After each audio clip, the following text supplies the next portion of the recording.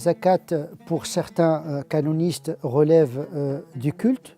Par contre, des canonistes considèrent que la zakat relève du relationnel, du droit. Et donc, selon la classification de cette pratique, l'interprétation de celle-ci diffère selon ces deux approches. Elle est codifiée également pour les canonistes qui considèrent que c'est une pratique cultuelle.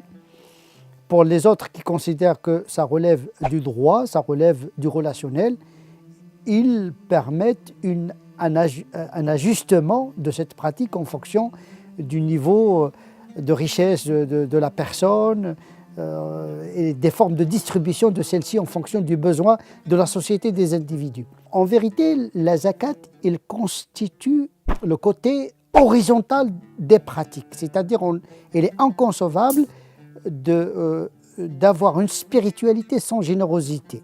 Chaque fois que le Coran parle de la prière, il parle de zakat, le don.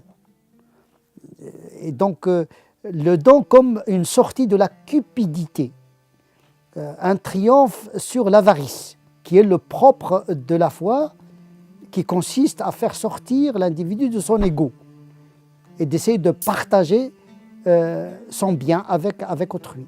Après le jeûne également, il y a une zakat obligatoire.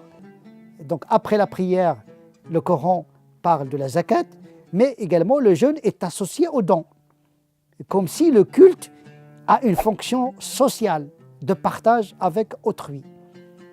Et donc un rapport avec Dieu doit produire en principe un sentiment de partage, une solidarité avec l'entourage.